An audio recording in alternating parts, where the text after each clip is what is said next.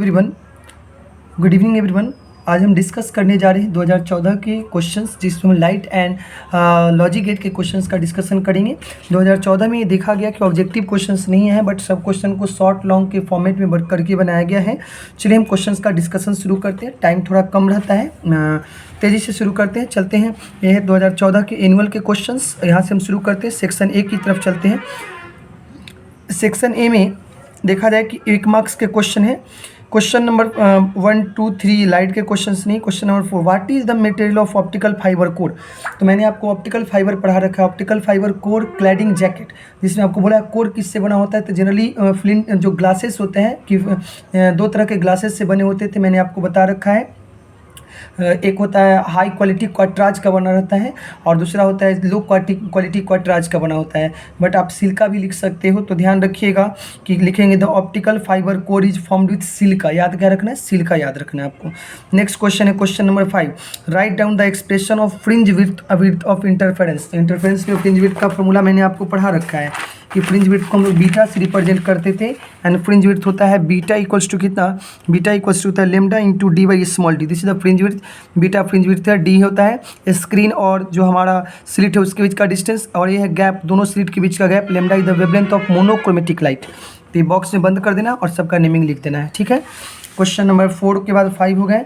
आगे चलते हैं क्वेश्चन नंबर 7। क्वेश्चन नंबर 7 करता है स्टेट द ब्रेविस्टर लॉ। ब्रेविस्टर लॉ को स्टेट करें तो ब्रेविस्टर लॉ क्या कहती थी ये बताना है, और उसके बाद उसका स्टेटमेंट लिख देने के बाद फॉर्मूला केवल लिख दीजिएगा tan IP is equals to mu. Brewster का नियम मैंने आपको बता रखा है कि ब्रूस्टर का नियम क्या होता है कि एक सर्टेन आपतन कोण पर जो हमारी परावर्तित किरणें होती है वो 100% पोलराइज हो जाती है, 100% ध्रुवित हो जाती हैं, और उसी कोण का नाम होता है एंगल ऑफ पोलराइजेशन, और उसका फॉर्मूला होता है tan IP is equals to mu. Okay, tan IP equal to mu, where mu is the refractive index. Formula को बॉक्स में बंद कर दीजिएगा। ये 2 नंबर का काम खत्म। ये सारी चीज़ें हम पढ़ चुके हैं। आगे चलते हैं, give the sample of NAND gate. Very simple, NAND gate पहले एंड गेट बनाइएगा और पुनः उसमें नॉट लगा दीजिएगा। पहले एंड गेट बना लीजिएगा, दिस इज एंड गेट, और उसमें नॉट लगा दीजिएगा, दिस इज नंद गेट। कैसी गेट हो गई, नंद गेट हो गई। चलते हैं, तो सेक्शन ए फिनिश होता है। अब सेक्शन ए में 3 क्वेश्चन पूछे गए थे 1 नंबर के। अब चलते हैं सेक्शन बी की तरफ। सेक्शन बी जो है वह कहती है 2 मार्क्स के क्वेश्चन है, 11 नंबर 12 नंबर। देखिए 11 अभी हम लोग पढ़े हैं, बट इसका एक पार्ट पढ़ लिए, दूसरा पार्ट इक्विपोटेंशियल जो सरफेस है हम वोल्टेज वाले चैप्टर में पढ़ेंगे। तो अभी हम लोग केवल लाइट का डिस्कशन कर रहे हैं। 1, 2 देखिए रजिस्टिविटी वायर पूछा है, ये सब पढ़ रहे हैं अभी हम करंट में।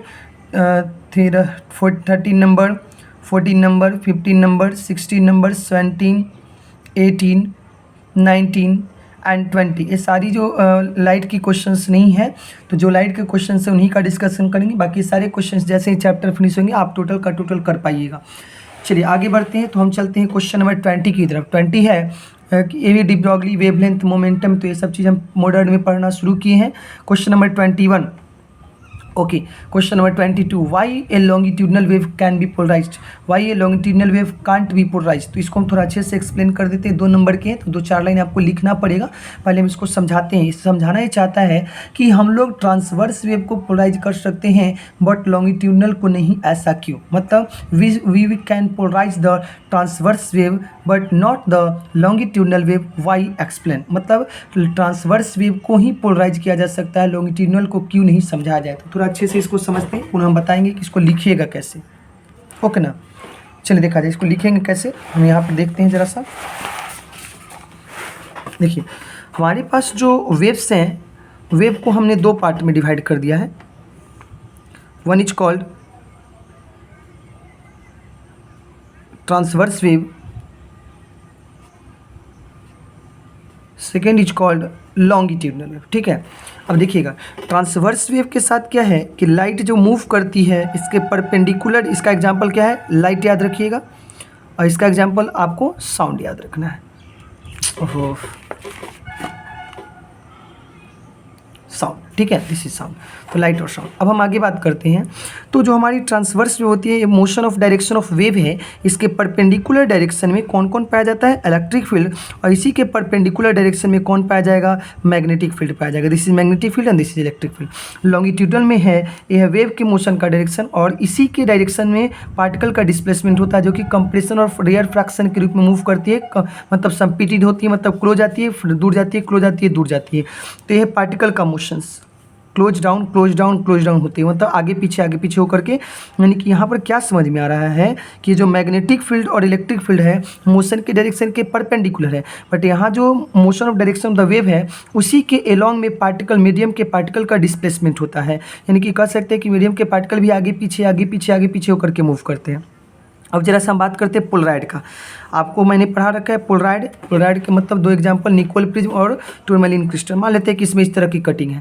अब यहाँ से जो तुम ट्रांसवर्स वेव भेजोगे तो ट्रांसवर्स वेव में जो हमारी इलेक्ट्रिक फील्ड होती है वह परपेंडिकुलर सभी डायरेक्शंस में है। जब इसके पास आएगी तो देखिएगा ए वाली जो होगी इस डायरेक्शन वाली वही इलेक्ट्रिक फील्ड इधर पास करने वाली है और बाकी सब क्या हो जाएगी पोलराइजर के द्वारा ऑब्जर्व कर लिया जाएगा। तो इधर है अनपोलराइज लाइट और हमको क्या मिल रहा है पोलराइज लाइट मिल रहा है। तो हम कह सकते हैं कि जो ट्रांसवर्स वेव होती है कैन बी पोलराइज्ड इजीली। मतलब ट्रांसवर्स वेव में चूंकि इलेक्ट्रिक फील्ड सब डायरेक्शंस में है तो बहुत सारी वेव जो डायरेक्शंस ऑफ इलेक्ट्रिक फील्ड है वो ऑब्जर्व हो जाएंगी और केवल इसके पैरेलल कटिंग वाली इसको पास करेगी। तो ये पोलराइज लाइट हो गया, पहले था अनपोलराइज अब कैसा हो गया पोलराइज। बट सेम केसेस में हम बात करते हैं जरा सा हम लॉन्गिट्यूडनल वेव को भेजते हैं। ये है कटिंग, लॉन्गिट्यूडनल वेव भेजे, ये है वेव के मोशन का डायरेक्शन और पार्टिकल का मोशन भी तो इस तरह से हो रहा है आगे पीछे। तो जब पार्टिकल भी आगे पीछे हो रही है तो ये भी यहाँ निकल जाएगी और इसी तरह से मूव करती हुई आगे पीछे चली जाएगी।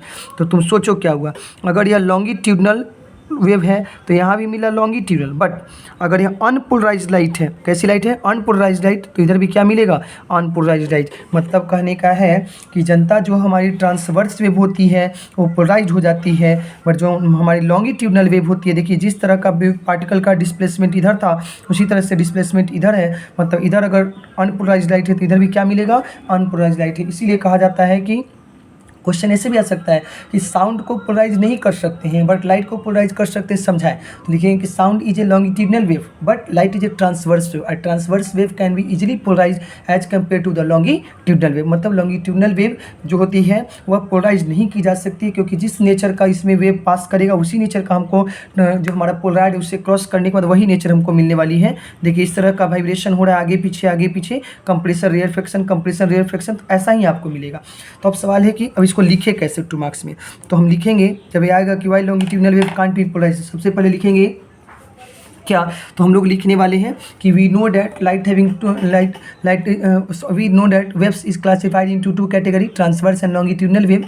ट्रांसवर्स वेव में लिखेंगे in case of transverse wave, तो आपको क्या लिखना है in case of transverse wave the direction of electric field and magnetic field is perpendicular to the motion of the wave when this wave passes through the polariser, या कह सकते हैं कि निकोल प्रिज्म टूरमैलिन क्रिस्टल या polaroid. In such condition we will get polarised light, क्योंकि वो जो हमारा पोलराइड है वह इलेक्ट्रिक फील्ड मैग्नेटिक फील्ड को जो टच करती है उसको ऑब्जर्व कर लेता है और केवल एक पार्टिकुलर डायरेक्शन को पास करता है। पुनः उसके नीचे ये वाला पिक्चर बना दीजिएगा और पिक्चर बना करके दिखा दीजिएगा कि ये जो इलेक्ट्रिक फील्ड है वह जनता सब डायरेक्शंस में है और यहाँ हमको एक पार्टिकुलर डायरेक्शन मिलती है। तो हम कह सकते हैं कि ये कैसी है पोलराइज लाइट है और यह अनपोलराइज। दिखा दीजिएगा लिख करके पोलराइज और अनपोलराइज, इसको लिखिएगा पोलराइड, इसको बोलेंगे पोलराइड, ये लिखेंगे अनपोलराइज लाइट, इसको क्या बोलेंगे पोलराइज लाइट बोलेंगे। तो ये कौन सा वेव है ट्रांसवर्स वेव है, ओके क्या। और उसी तरह से लिखेंगे but in case of longitudinal wave the displacement of the medium particle is in the direction of the motion of the wave. लिखेंगे in case of longitudinal wave displacement of the medium particle is in the direction of the motion of the wave. अब जैसे ही हम इसको Polaroid से पास करते हैं तो देखिए इस तरह से डिस्प्लेसमेंट है मीडियम के पार्टिकल का और वेव का भी डायरेक्शन इसी डायरेक्शन में है। तो जिस तरह की वेव यहाँ होगी उसी तरह की वेव इधर पास करेगी। तो इधर अगर अनपोलराइज लाइट होगा तो इधर भी कैसा मिलेगा जनता अनपोलराइज लाइट मिलेगा। तो हम फाइनली कह सकते हैं कि सर ये जो अनपोलराइज का केस आपको दिख रहा है ना वो जो हमारी लॉन्गिट्यूडनल वेव होती है चूँकि मोशन ऑफ द वेव के में ही पार्टिकल का डिस्प्लेसमेंट होता है। तो जिस तरह की वेव इनपुट होगी उसी तरह की वेव आउटपुट होगी। अगर दोनों का नेचर सेम होगा तो हमको अनपोलराइज्ड ही मिलने वाली है। But in case of transverse wave जो इलेक्ट्रिक फील्ड मैग्नेटिक फील्ड होती है वो परपेंडिकुलर डायरेक्शन में वाइब्रेट करती हैं। तो मैं फाइनली कहने वाला हूँ कि यह कैसी देगी हमको पोलराइज लाइट देगी। यही कारण है कि लॉन्गिट्यूडनल वेव को हम पोलराइज कर सकते हैं, सॉरी लॉन्गिट्यूडनल वेव को पोलराइज नहीं किया जा सकता बट ट्रांसवर्स वेव को पोलराइज किया जा सकता है। चलिए आप आसानी से इसे लिख लीजिएगा, पिक्चर जरूर 2 बना दीजिएगा, 2 मार्क्स में आपको मिलेंगे। अब चलते हैं सेक्शन नंबर 3। सेक्शन नंबर 3 जो पूछा गया था वह 3 मार्क्स का क्वेश्चन पूछा गया था। इसमें देखते हैं लाइट के कोई क्वेश्चन है क्या। 23 नंबर, 24 नंबर, 25 नंबर नहीं है, 26 नंबर नहीं है, 27 नहीं है, 28 नंबर है, double convex lens are to be manufactured from a glass of refractive index 155 with both the faces of the same radius of curvature. What is the radius of curvature required if the focal length is 20 centimetre. Very simple question है, lens maker formula आपको लगाने आना चाहिए। चलिए देखते हैं इस question को। ए हमारा लेंस, इसका रेडियस बोला है r और इसका भी रेडियस कितना r, और रिफ्रैक्टिव इंडेक्स 155 है। ओके, क्या क्वेश्चन बोला है कि सर फोकस चाहिए हमको 20 सेंटीमीटर, तो हम लगाएंगे lens maker formula 1/f is equals to mu of the lens बटा म्यू ऑफ द माध्यम -1 into 1/r1 minus 1/r2। This is the lens maker formula.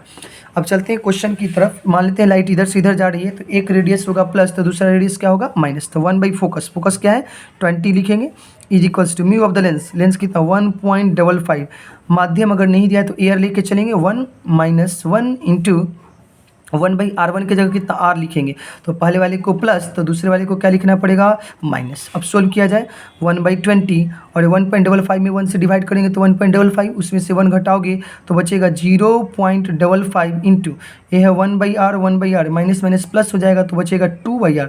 Solve करना आपका काम है। अब चलते हैं r निकालते हैं, तो r इधर डिवाइड में तो इधर मल्टीप्लाई में, ए डिवाइड में तो इधर मल्टीप्लाई में, तो बचेगा 0.55 इंटू 20 इंटू 2 और मल्टीप्लाई करोगे तो 22.00 सेंटीमीटर आएगा। मतलब कहने का है कि दोनों सरफेस का रेडियस कितना होना चाहिए 22 सेंटीमीटर होना चाहिए। तो हमने क्वेश्चन नंबर 28 का डिस्कशन कर लिया है। Three marks 28 number question, this is the solution. इसको अच्छे से देख लीजिएगा, लेंस मेकर फॉर्मूला लगाया गया है। आगे बढ़ते हैं क्वेश्चन नंबर 30 नंबर में है कि write the truth table for the NAND gate connected in the given figure and identify the exact logic operation.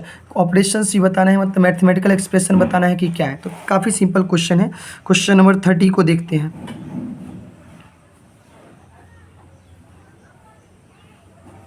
This is why, अब देखिए दिस इज ए। पता है रिलेटिव में क्या है, आप देख सकते हो एक ही इनपुट से ये दोनों जुड़ा हुआ है। इसका मतलब यदि यह ए है तो ए भी ए होगा, ए भी होगा, यदि यह बी है तो ये भी बी होगा, यह भी। मतलब कहने का मतलब है ना कि एंड गेट के दो आउटपुट है, दोनों को आपस में जोड़ दिया गया, तब यह सिंगल इनपुट की तरह काम करेगा। फिर से समझ लीजिए, सिंगल इनपुट की तरह काम करेगा। मतलब ए जो है अगर यहाँ 0 रखेंगे तो ए भी 0 तो ए भी 0, अगर 1 रखेंगे तो ए भी 1 ए भी 1। तो इसको नाम दे देते हैं बी, इसका नाम दे देते हैं सी। चलिए लॉजिक लगाते हैं क्या बन रहा है यहाँ पर। ट्रूथ टेबल बनाते हैं जरा सा। A B C and Y देखा जाए।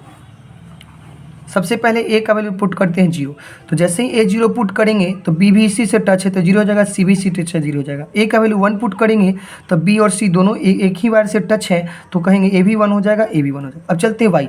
वाई है क्या, ये देखो एंड गेट है और नॉट लगा हुआ है तो नंद गेट, मतलब एंड करना है तो उसका उल्टा करना है। तो बी इंटू सी तो 0 इंटू 0 तो 0, 0 का उल्टा 1, पुनः करेंगे 1 इंटू 1 तो 1, 1 का उल्टा 0। कहने का ये मतलब है कि हमको ये ट्रूथ टेबल मिल चुका है। अब देखते हैं किससे मैच कर रहा है। तो पता है जनता है किससे मैच रहा है। देखिए y है a का, 0 का 1 और 1 का 0, तो हम डायरेक्ट लिख सकते हैं क्या, तो आप देख सकते हैं 1 का 0, 0 का 1, तो लिख सकते हैं y इक्वल्स टू a का bar. This is the mathematical expression and this is the truth table.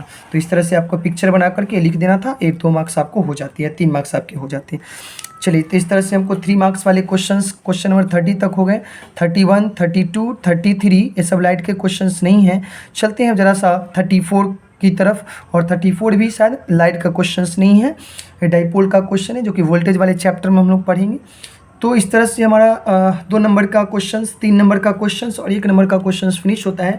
अब चलते हैं लॉन्ग क्वेश्चन की तरफ और देखते हैं लॉन्ग क्वेश्चंस को कैसे बनाया जाएगा, क्या क्या क्वेश्चंस पूछे गए हैं लॉन्ग में। तो लॉन्ग में 35 नंबर है, तो ये ट्रांजिस्टर है, ये जो कि आपको हम सेमीकंडक्टर में पढ़ाएंगे। आगे बात करते हैं क्वेश्चन नंबर 36। क्वेश्चन नंबर 36 को देखा जाए, बोलता है फोटो इलेक्ट्रिक इमिशन, जो कि हम मॉडर्न पढ़ रहे हैं, आपको कुछ ही दिनों में ये भी लिखने चलाएगा। 37 नंबर है कि चलिए कंटिन्यू करते हैं। अब हमारे पास लॉन्ग क्वेश्चन में हम सेक्शन नंबर डी की तरफ है, 5 मार्क्स क्वेश्चन, और यहाँ पर देखा जाए चलते हैं 37 number. Define wave front end secondary wavelet. ये दोनों काफ़ी सिंपल क्वेश्चन है, क्वेश्चंस बैंक से में भी रिपीटेड है और आपके क्लास नोट्स में टेस्ट में भी है, करवा दिया गया अच्छे से। पुनः बोला है वेरीफाई लॉ ऑफ रिफ्लेक्शन और refraction on the basis of Huygens principle wave theory. तो काफ़ी सिंपल क्वेश्चन है, मैंने आपको बोल रखा है कि वेव थ्योरी से इस बार लॉ ऑफ रिफ्लेक्शन या रिफ्रैक्शन प्रूव करने के लिए आएगा, आपको अच्छे से इसे देख लेना है। चलते हैं, क्वेश्चन नंबर 37 हो चुका है। क्वेश्चन नंबर 37 के बाद 38 नंबर को देखते हैं कि 38 नंबर को कैसे सोल्व किया जाएगा। 38 नंबर कहता है कि angular magnification of 30x, x मतलब टाइम्स होता है, 30 गुना होता है। तो angular magnification of 30 time is desired using an objective of focal length 1.25 centimetre and an eyepiece of focal length 5 centimetre. How will you set up the compound microscope. मतलब ये आपसे पूछना चाहता है कि यदि हम कंपाउंड माइक्रोस्कोप में ऑब्जेक्टिव का फोकल लेंथ इतना सेंटीमीटर, आईपीस का फोकल लेंथ इतना सेंटीमीटर की हेल्प से हम 30 टाइम्स मैग्निफिकेशन चाहते हैं, तो उनको कैसे हम ऑर्गेनाइज करेंगे, कैसे हम उनको रखेंगे। मतलब आपको डिटेल पता है क्या पूछ रहा है, जरा सा इस पिक्चर को देखिए, समझ जाइएगा आप इस क्वेश्चन को। क्वेश्चन में सबसे पहले compound microscope, this is objective and this is eyepiece. Okay, अब देखिए बोल रहा है कि इसका फोकल लेंथ दिया है 1.25 सेंटीमीटर और इसका फोकल लेंथ कितना दिया हुआ है 5 सेंटीमीटर। आपको बोला है कि इन दोनों को कैसे व्यवस्थित किया जाए, मतलब इन दोनों के बीच का लेंथ बताना है, length of the tube of the microscope. और इसका फॉर्मूला आपको पता होगा, length of the tube of the microscope का फॉर्मूला था V0 प्लस यूई, इसका इमेज और इसका ऑब्जेक्ट का डिस्टेंस। दिस इज ऑब्जेक्टिव, ये है ऑब्जेक्टिव लेंस और ये कौन सी लेंस है, आईपीस लेंस है। तो ऑब्जेक्टिव का इमेज डिस्टेंस और आईपीस का ऑब्जेक्ट डिस्टेंस को लेंथ को जोड़ते हैं तो length of the tube of the microscope चलाता है। हाँ, इसने एक चीज़ बोल रखा है कि हमको जो मैग्निफिकेशन चाहिए वो कितना चाहिए, 30 चाहिए। चलते हैं, इसको हम सोल्व करते हैं, कैसे सोल्व किया जाए देखा जाए। आपको हमने पढ़ाया है, याद होगा, CEO, this is compound microscope, this is eyepiece and this is objective. तो लिखेंगे magnification of compound microscope equal to magnification of objective गुने मैग्निफिकेशन ऑफ आईपीस। ओके, क्या इसको M0 का M0, और आपको हमने पढ़ा रखा है magnification of eyepiece equals to 1 plus D/FE। उसके बाद M0 की जगह M0 रखेंगे और 1 प्लस, अब देखते हैं आईपीस, आईपीस मतलब नेत्रिका, यानी कि आईपीस मतलब ये वाली जो लेंस, इसका फोकल लेंथ कितना दिया है 5 सेंटीमीटर। तो लिखेंगे D का वैल्यू है 25 और नीचे 5, एक कट के हो जाएगा 5 और 5 + 1 तो हो जाएगा कितना जनता, M0 गुने 6, M0 गुने 6 क्या, और यहाँ से MC का वैल्यू दिया है 30 बराबर M0 गुने 6, और यहाँ से अगर M0 निकालेंगे तो हो जाएगा 30/6 दैट इज 5, यानी M0 निकल चुका है मेरा। और जैसे ही M0 निकल जाएगा तो हम आसानी से इसे हम सोल्व कर लेंगे। 1 सेकेंड, थोड़ा सा और ऊपर कर देता हूँ। अब सारी पिक्चर्स एकोमोडेट हो रही है इसके अंदर। तो ये हमारा ऑब्जेक्टिव है, ये हमारा आईपीस है, फोकल लेंथ दिया हुआ है, हमको V0 चाहिए, हमको M0 मालूम हो चुका है। M0 जैसे ही मालूम हो गया, अब चलते हैं M0 मैग्निफिकेशन ऑफ ऑब्जेक्टिव। तो मैग्निफिकेशन ऑफ लेंस का फॉर्मूला -V/U होता है, तो यहाँ नॉट, तो यहाँ भी नोट लगा देंगे। और ये कितना आया 5, यहाँ से V0 निकालिएगा तो आएगा -5 × U0। तो हमको V0 मालूम हो चुका है, U0 मालूम हो चुका है। अब चलते हैं lens formula 1/V - 1/U = 1/F। यहाँ लगाएंगे नॉट, तीन जगह नॉट लगा दिए। अब चलते हैं, V की जगह क्या रख देंगे, -5U0 - 1/U0 = 1/F0। F0 यानी फोकस, देखिए तो ऑब्जेक्टिव का फोकस कितना सेंटीमीटर दिया है 1.25, यहाँ रख देंगे 1.25। अब इसको जब सोल्व किया जाएगा तो नीचे बचेगा 5U0 और ऊपर में -1 और -5 = कितना 1/1.25, 1/1.25 बच रहा है। अब इसको सोल्व किया जाएगा तो बचेगा -6/5U0 और = 1.25। यहाँ से U0 निकालिएगा तो क्रॉस मल्टीप्लाई हो जाएगा, -6 गुने 1.25/5, एक कट के 0.25 और करोगे तो आ जाएगा 1.5 सेंटीमीटर माइनस साइन के साथ। मतलब हमको पता लग गया कि ऑब्जेक्टिव में ऑब्जेक्ट को कितने सेंटीमीटर पर रखना है, 1.5 सेंटीमीटर। मतलब इस लेंस में यहाँ से कितना सेंटीमीटर, 1.5 सेंटीमीटर पर ऑब्जेक्ट को रख देंगे। इस ऑब्जेक्ट का इमेज कहीं इधर बनता था, इधर बना, तो इसी को बोलते हैं V0, और यही हमको V0 पहले निकालना है। U0 मालूम हो चुका है और V0 एक जगह देखिए हमने लिख रखा है, V0 = कितना -5 × U0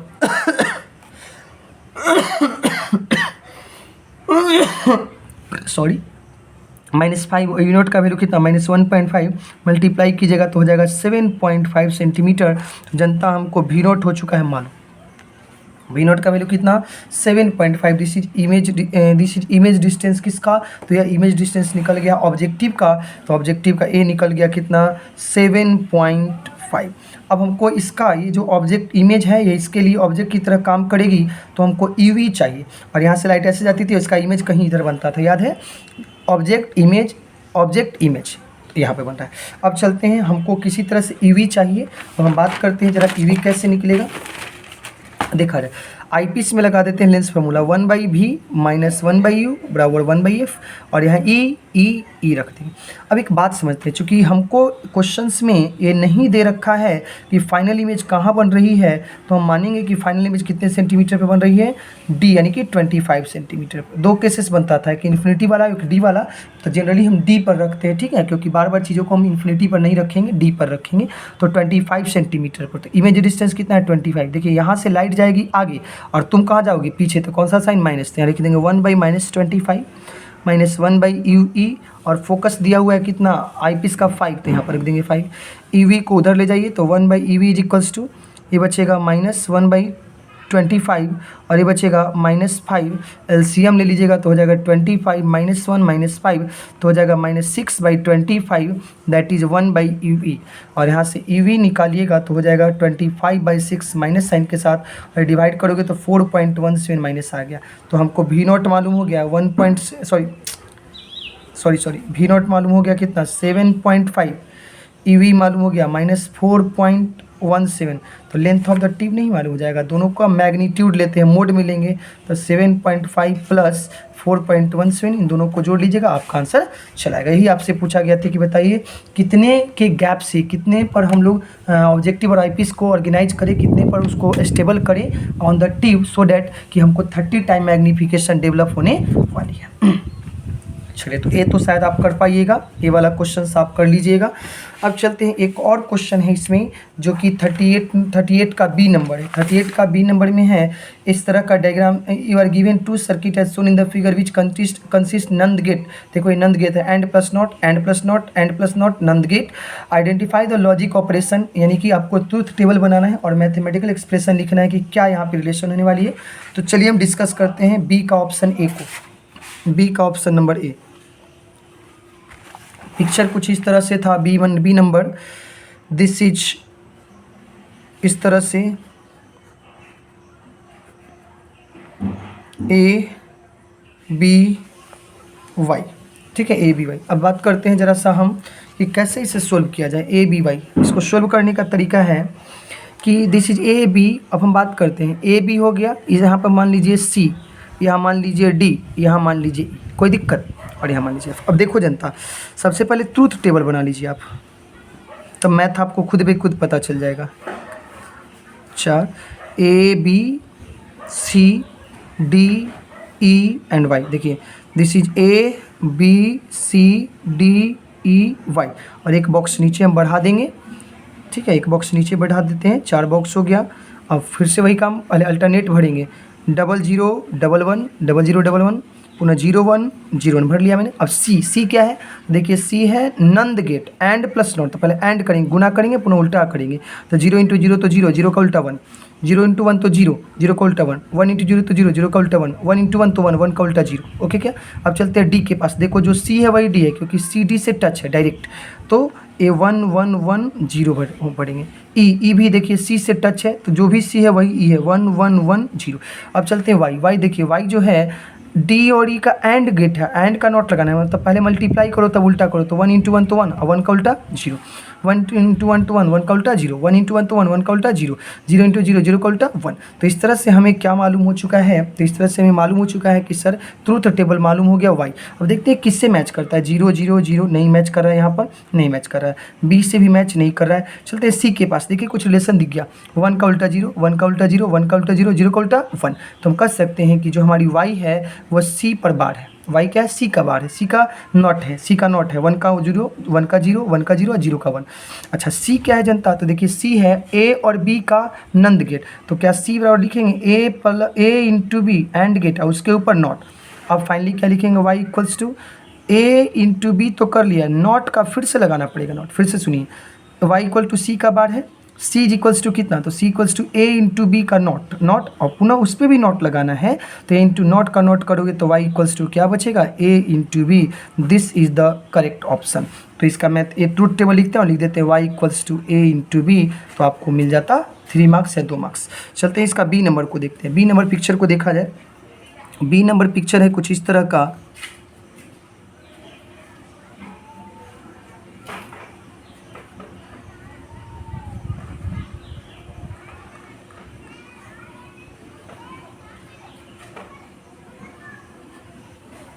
वाई। ओके ना। तो हम बात करते हैं जरा सा कि इसको बनाए कैसे। तो देखो अब थोड़ा सा हम इसमें एक बात सोचते हैं कि इसको ए मान लेते हैं, इसको बी मान लेते हैं। अब देखो एक ही वायर है, दो भाग में बटा हुआ, इससे ज़्यादा घबराने की जरूरत नहीं। एक ही वायर है, यहाँ भी ए होगा और यहाँ भी क्या हो जाएगा, ए हो जाएगा। ए बी है तो यहाँ भी बी, यहाँ भी बी मान सकते हैं। अच्छा इसको मान लीजिए सी, इसको मान लीजिए डी और वाई। अब जल्दी से बन जाएगा। ऐसा नहीं कि आप इसको सी डी मान के नहीं बना सकते, तो उतना कन्फ्यूज नहीं होना है। बिकॉज देखो ये दो वायर था, आकर के एक में बदल गया, मतलब एक इनपुट इसमें जा रहा है, एक इनपुट इसमें जा रहा है। चलिए बॉक्स बनाते हैं जरा सा। 1 2 3 4 Y. This is A B C D and Y. अब चलते हैं 1 2 3 4। देखिए ये जो मेन गेट है, मेन गेट में दो इनपुट है, किससे और 21 से। तो दो इनपुट है तो 0 0 डबल अल्टरनेट भरेंगे, 0 1 0 1। अब चलते हैं सी। सी जो है वह क्या है, सी जो है नंद गेट है। तो किसका, ए और ए का, मतलब दोनों इनपुट ए है। ए को पहले एंड करना है और तब नॉट करना है। देखो एंड गेट और नॉट गेट। तो चलिए ए को, यहाँ भी 0 यहाँ भी 0, तो 0 इंटू 0 तो 0। देखो एंड मतलब गुना करना, तो 0 इंटू 0 तो 0, 0 का उल्टा 1, तो यहाँ बचेगा 1। पुनः देखिए अगली बार ए का वैल्यू कितना है 0, 0 इंटू 0 और 0 का उल्टा 1। आगे बढ़ते हैं 1, ए भी 1 ए भी 1, तो 1 इंटू 1 तो 1 और 1 का उल्टा तो 0। पुनः 1, 1 इंटू 1 तो 1 और 1 का उल्टा 0। मतलब कुछ नहीं, आपको देखने से पता लग रहा है क्या कि जो सी है ए का उल्टा है। तो 0 का 1 0 का 1 1 का 0 1 का 0। ऐसे भी देखोगे कि जो सी मिल रही है वह क्या, ए इंटू ए का बार, ए इंटू ए का बार। तो देखो 0 इंटू 0 का बार करोगे, 1 इंटू 1 का बार करोगे तो 1 इंटू तो 1, 1 का बार हो जाएगा 0, 0 इंटू 0 तो 0 का बार तो कितना हो जाएगा 1 हो जाएगा। ये लॉजिक है, इसको आपको सोचना पड़ता है कि कैसे हम सोल्व करें। चलते हैं डी। डी जो है बी और बी से बना है, यानी कि पहले बी और बी को मल्टीप्लाई करना है तब उसका नॉट करना है। तो 0 को 0 से करेंगे 0, 0 का उल्टा 1, 1 को 1 से करेंगे तो 1 और 1 का उल्टा 1, 1 का उल्टा 0, 0 को 0 से करेंगे 0, 0 का उल्टा 1, 1 को 1 से करेंगे 1, 1 का उल्टा 0। अब चलते हैं वाई। वाई जो है वह सी और डी से बना है और नंद गेट है, पहले एंड करना है तब नॉट। एंड मतलब गुना, तो 1 इंटू 1 तो 1 और 1 का उल्टा 0, 1 इंटू 0, 1 इंटू 0 करोगे तो 0 और 0 का उल्टा 1, 0 इंटू 1 तो 0, 0 का उल्टा 1, 0 इंटू 0 का उल्टा 1 इंटू 1 इंटू 0 तो 0, 0 का उल्टा 1 और 0 इंटू 0 तो 0, 0 का उल्टा 1। अब देखते हैं किससे मैच करता है, क्या कोई है एक्सप्रेशन जिससे मैच कर रहा है। 0 0 का 0 0 0 0। चलते हैं इसमें देखते हैं 0 1 0 0 0 0 इसमें मैच कर रहा है। देखा जाए सी से, देखते हैं क्या सी से मैच कर रहा है क्या।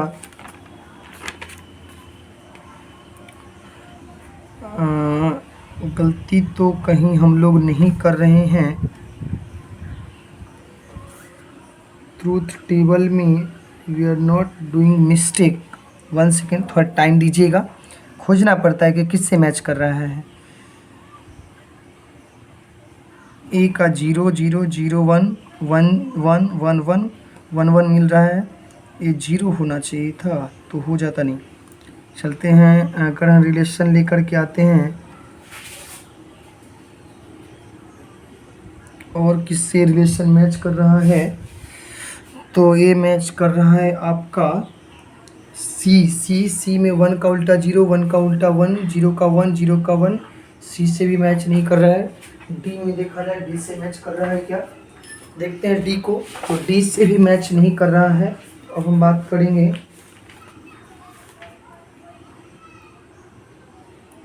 कि और किससे मैच कर जाना चाहिए। तो हम एक काम करते हैं, हमारे पास क्या मिलने वाला है कि देखो कुछ को मल्टीप्लाई करके देखा जाए। 0 इंटू 0 0, 0 इंटू 1 1 का उल्टा, 0 इंटू 0 का उल्टा 1, 0 का उल्टा 1 और 1 इंटू 1 1 का उल्टा 0। इससे मैच नहीं कर रहा है। तो हम ज़रा सा काम करते हैं, y जो है y इक्वल्स टू लिख सकते हैं क्या कि एक रिलेशन हो सकता है, 0 लाना है तो हम ऐसा करें क्या कि a में b को ज़रा जोड़ दिया जाए। 0 प्लस 0 तो 0, हाँ मैच करेगा। देखो कितना सिंपल हो गया। y equals to a plus B करके देखिए तो a प्लस बी, a में b को जोड़ो। 0 प्लस 0 तो 0, 0 प्लस 1 तो 1, 1 प्लस 0 तो 1 और 1 प्लस 1 तो 1, मैच करेगा। वाह, तो यही थोड़ा सा टाइम लगता है, सोचना पड़ता है कि किससे मैच कर रहा है। पहले अलग अलग करके देखेंगे, उल्टा करके देखेंगे, जोड़ करके देखेंगे, मल्टीप्लाई करके देखेंगे। तो देखिए y जो है a और b को जोड़ करके देखिए, 0 + 0 तो 0, 0 1 0, 1 0 0, 1 0 1, 1 1 1। तो इस तरह से हमारा सारा का सारा क्वेश्चंस 2014 का हो चुका है। इसमें थोड़ा टाइम लगा है, टाइम लगता भी है, यही आपको मैथ इसका लिखना था। तो मिलते हैं नेक्स्ट वीडियो के साथ। पुनः हम 2013 के क्वेश्चंस बैंक लेके आएंगे। 2013 और 12 शायद एक ही साथ हो जाएगा, तो 2 सालों के क्वेश्चंस बैंक हो जाएंगे पुनः। हाँ, 2012 और 2013 हम लोग एक साथ कर लेंगे, और बाकी जो है 3 सालों के क्वेश्चन बैंक हैं 9, 10, 11, 12, उसको तेज़ी से हम लोग फिनिश करने का प्रयास करेंगे। चलिए ठीक है, तो मिलते हैं नेक्स्ट वीडियो के साथ। Thank you everyone, bye everyone, bye bye.